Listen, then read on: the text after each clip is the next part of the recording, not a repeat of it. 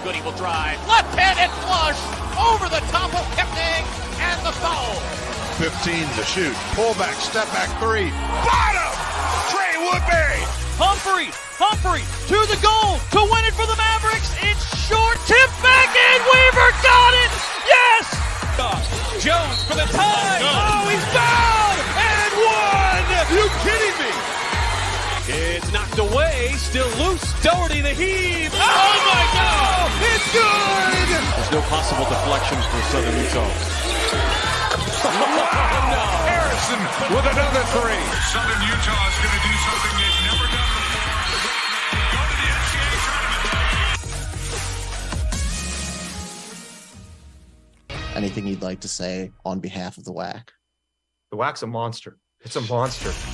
Welcome, everybody, to another episode of the Straight Outta WAC podcast. As you can see, I have a special guest today that called the WAC a monster. That was back in March, right before Utah Valley took on UAB in the NIT semifinals. He is the new head coach of the reigning WAC regular season champions. Todd Phillips, live from the UVU Basketball Center after practice this morning. How was practice? You guys are getting ready to go to Italy, I believe. Is that right? Yeah, we are going to Italy next week, so we leave on Wednesday.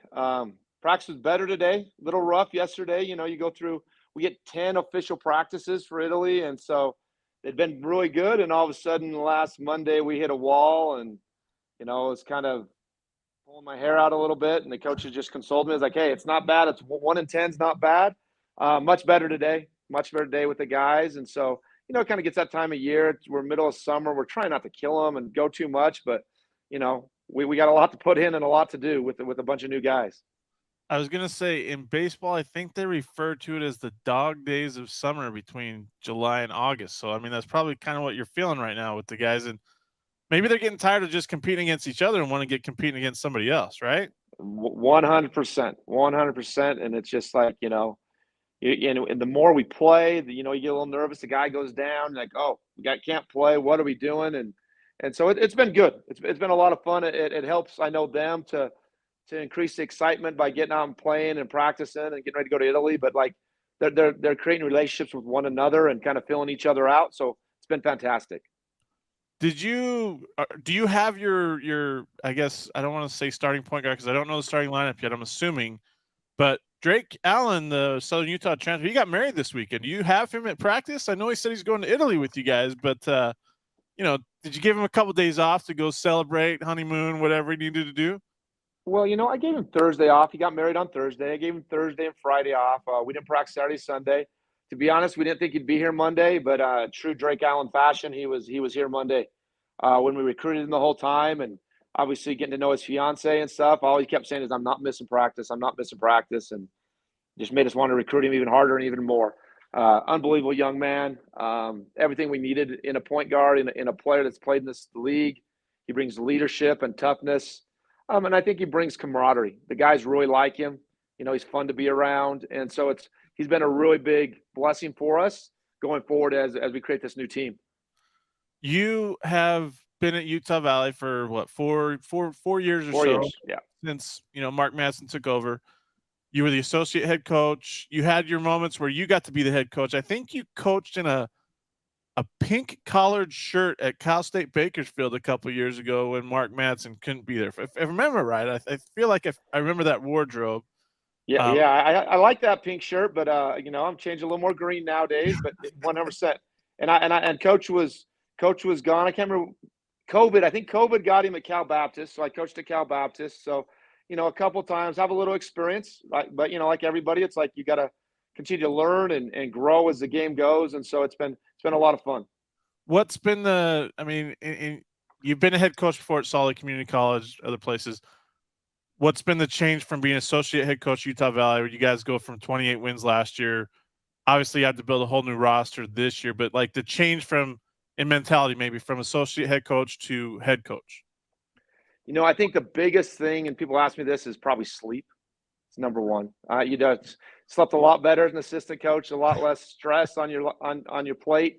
You know, from day one of getting the head coaching job, there's just, you know, you just feel something on you, a little stress and expectations, because it's not just, you know, you and the program, but it's all the coaches you bring in. It's everybody that's a part of the program that you kind of feel their weight a little bit, and excited to have that, on my back, and I think I can lead and develop these guys and to bring in excitement back, continue to bring excitement here at Utah Valley. So it's been good. I'd say sleep is number one. Been great to have the guys here for a long time. As we recruited like all summer, and it was no guys around. So to have the guys on campus and working out and seeing guys, lift weights and jump and shoot and dunk, and it starts to take a little bit of anxiety away that, hey, we got some pretty good players and should have a good group.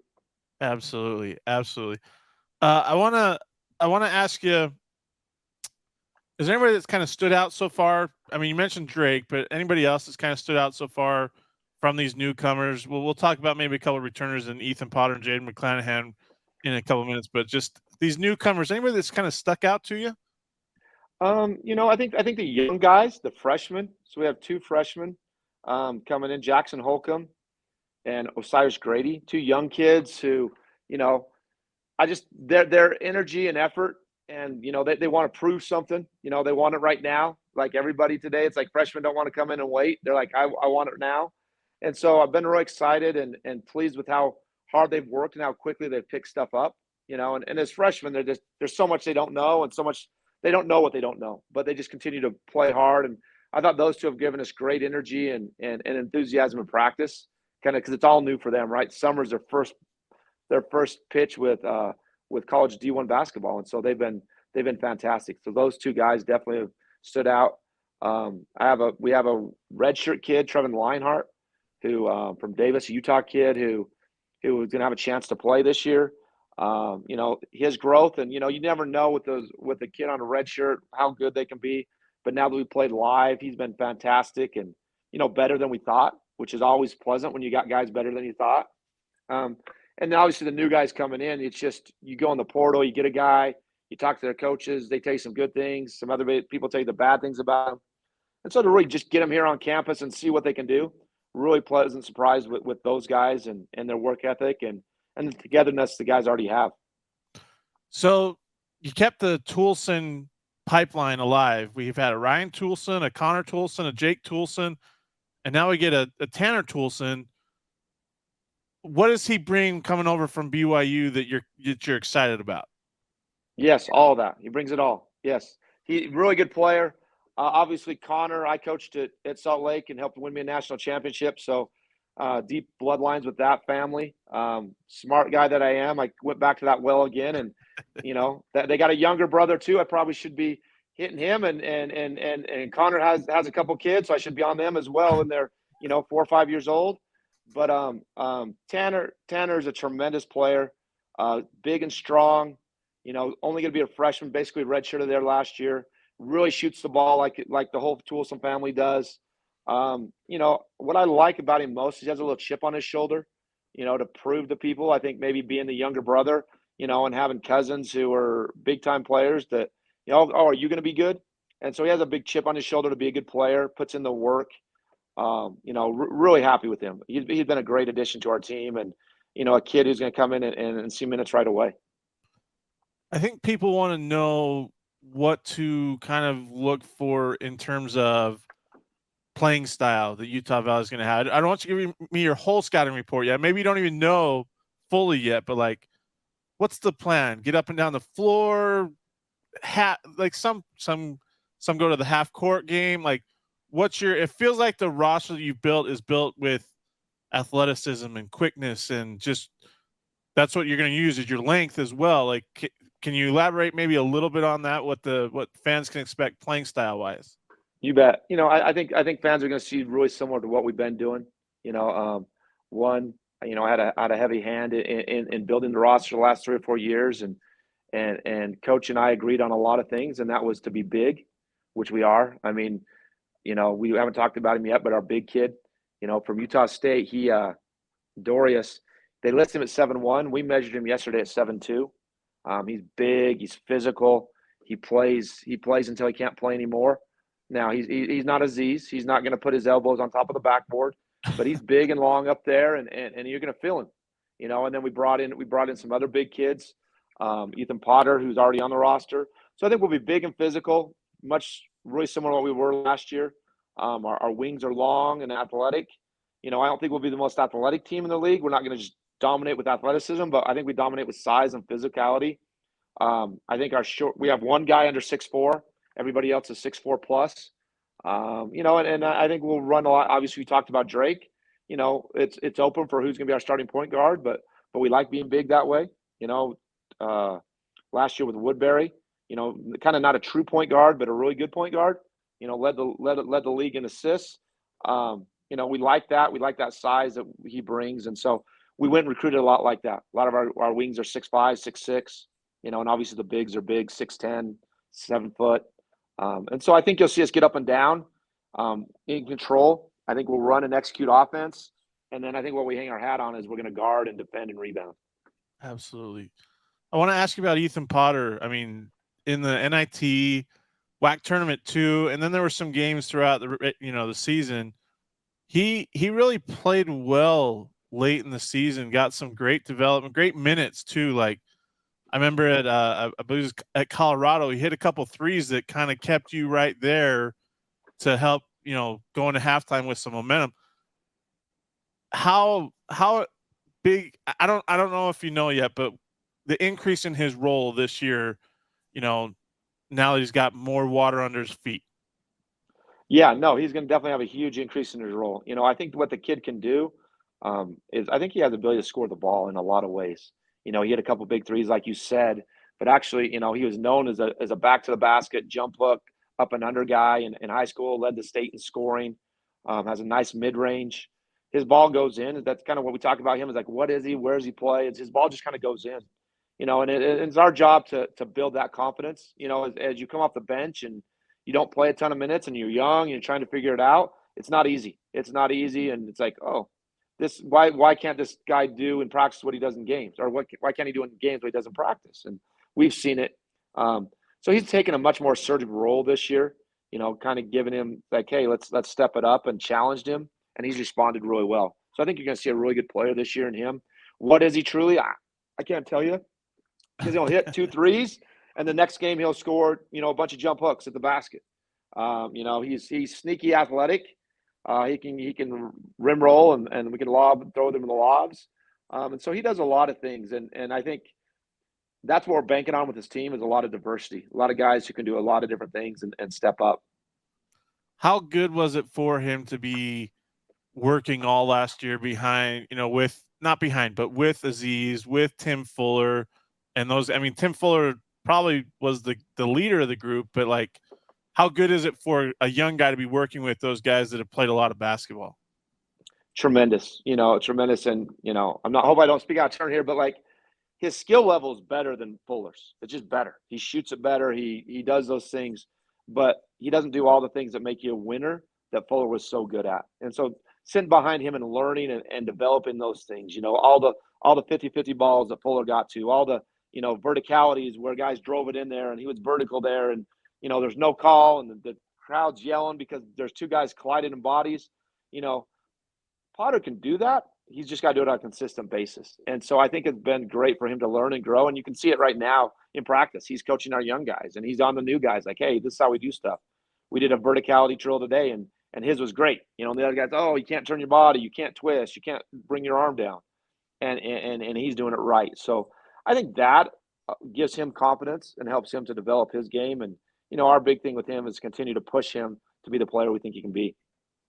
Do you guys have one more roster spot open? Is there a plan there? I believe you do, but I want to just confirm with you. I've got a few. We have a commitment. We're just working on a kid. I'm not quite sure what I can say or can't say, but we've committed a kid. We're waiting to see internationally if we can get it done. There's a couple of hiccups there, so it's kind of day to day. One day it's like, oh, there's no way we can get it done, and the next day it's like, oh, we think you have a chance.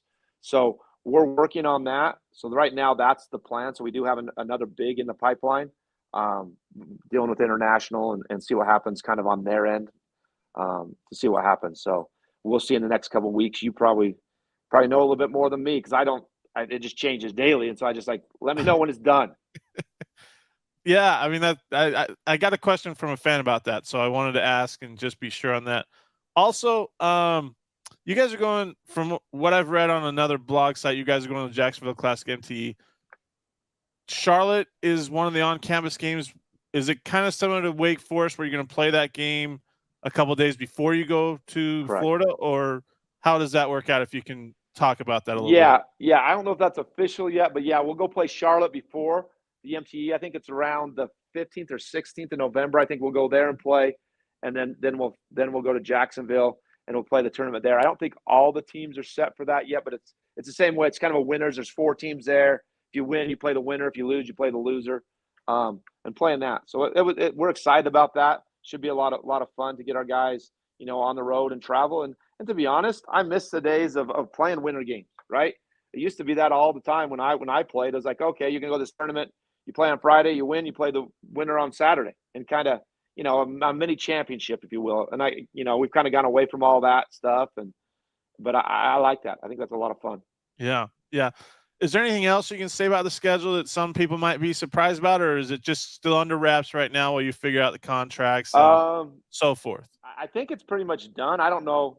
I'm new to this, so I don't want to get myself in trouble here or there. But we're playing some tough teams. I think it's out. We play Liberty here. We have Liberty at home. Yep. We have Weber State at home. So we have some good home games. Really hard for us to get home games. We're at Oregon State. We're at we're at Boise State. We're at Utah. So I think those are 3 of our non-conference pretty Power 5 teams, or obviously Boise State I think will be one of the best teams in the Mountain West this year. So, I should probably fire our scheduler on that. That wasn't the smartest decision, but I'm from Boise, so it's hard to pass up playing those guys. I know those guys well, and it's a great place to be. So we'll take our guys down the road a little bit and go to Idaho and play Boise State. The other one I want to ask you about, I believe, unless it's different on your schedule, November 9th might be your season opener at Sam Houston. How do you feel about that in that WAC CUSA alliance, with knowing? Don't feel good about that. Sam Houston obviously has been really good in the past and will continue to be really good. So not loving that, especially opening up on the road at their place. But we get Liberty at our place, so I guess that's the benefit of the Conference USA alliance. But it's good. It's kind of funny as a coach, you get to this spot as an assistant, sometimes a little different. Like, hey, let's go play those guys. Hey, we want to play those guys. When I first got here, it's like, yeah, we want to play BYU every year. That'd be great. And the assistants are like, no. And the head coach is like, no, why do I want to play a top team? And usually it's kind of just a home and home, or there's not much money exchange. We can go play somebody get paid a lot of money to go play a team of their caliber. And so you kind of learn that coming from JUCO, where in JUCO we'll play anybody at any time. And the rankings doesn't really affect the rankings that much, where with KenPom and everything here, you got to be really strategic on what you're doing. So going to Sam Houston will be good for us. Am I excited? No, but we'll see what we have out of the gates to go out there and play a really good team. One last question about the schedule. Do you like the conference released the WAC schedule last week? Do you like that you have 2 games in early December where you host Seattle and then you go to Utah Tech, or you kind of wishing they were more bunched together? I know that they had to do that with the 20-game schedule and everything, but are you a fan of? I don't mind it. I don't mind. I know a lot of people don't like it. I don't mind it because, one, it kind of gets us a home game a little earlier in the year, a good home game, and then kind of separates your schedule out. Because I think what's hard at our level, especially in the WAC and for most WAC schools, is it's hard to get some good home games in the preseason and get your crowd excited about the season. All of a sudden it's December. Now you're playing WAC play and you're getting really good teams in, but people's attention kind of wanes. Where if we can get some good games early in the year, like we're going to play Weber at home, which will be great, and playing Sam Houston, you get some good crowds early in the year and get some people excited about your club. Absolutely. I want to ask you one last question here. You said it right before we showed the clip, right before that UAB game back in March, when you were asked about it, when they asked, if you have anything else to say about the WAC. The WAC's a monster. Is it going to be the same thing in 2023-24, even with Sam Houston and New Mexico State leaving for Conference USA? Obviously, that's a big hit, right? Losing 2 great quality teams. New Mexico State's kind of run this league for a while. Yeah, I believe it will be. I mean, the thing that's so tough in our league is the diversity. It's funny. We talk about colleges want diversity. We have diversity in our league. We got teams that play big. We typically play pretty big. We have a big team, big 5, big 4 man, 6'7" to 6'10" at the 4, and then 7 foot at the 5. Grand Canyon's really similar to that. Then you go out to Seattle, and they might have a 6'10" 5 man, but he's shooting threes and he's running around the court, and you got to guard him. And Seattle's, they're going to put up 35 threes a game, and you got to try to figure out how to guard it. And then you go to Texas and play Tarleton and play Abilene Christian and SFA, and they're not going to let you touch the ball. They're going to deny you and pressure you and climb up in you. And so you got to figure out how to play all those ways, And I think we've had success in the league because we kind of have a formula, if you will, where we can kind of play a little bit of everybody's way. We shoot the ball pretty well. We can be big. We can handle some pressure. And so kind of trying to match everything. And it's night in and night out. It's crazy. You just went from getting a barrage of threes to a team who shoots 5 threes, but they're just going to not let you touch the ball and deny you everywhere. Do you have your press breakers in? Do you have all that stuff in your pressure releases? And so I think that's what I say it all the time. Oh, it's so fun. It's so fun. But then you go through the season, it's like, man, this is not very fun. This is a lot of work of preparing for those different teams. And so I think that's what this league will continue to do, because we have those teams and we have those coaches who have certain styles. And then, there's the talent just keeps getting better and better. From just 3 or 4 years ago, the guys that are coming into the league, are tremendous. And now we're losing guys too. We're losing some top guys, but it seems like there's new guys every year. I mean, if you look at our starting 5, before the season, and obviously we went on an amazing run, had a great year and won the WAC, but we weren't picked that. I think we were picked 6th to start the year, and we sent 4 guys to Power 5s: Cincinnati, Ole Miss, Oklahoma. Who am I missing there? Illinois. Yep. And if Fuller would have kept not retired, he could have went somewhere as well. And so, you're saying all those guys are starters in those leagues, and we're having them in our league. That means our league is really good, and it is. Yep, 100% agree with you there. 100% agree with you. It'll be an interesting season. Todd Phillips, first-year Utah Valley head coach. Good luck this season, and we'll talk to you soon. And obviously, we'll see. If you get that commit that you were mentioning, you're still working out the details. So perfect. No, I appreciate it. Thanks for the time.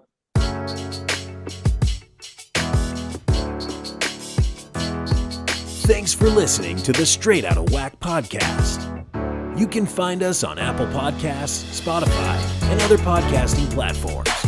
Be sure to subscribe so you never miss an episode. Remember to follow us on Twitter at WAC Hoops Digest and Facebook under WAC Hoops Digest for all your WAC Hoops news and information.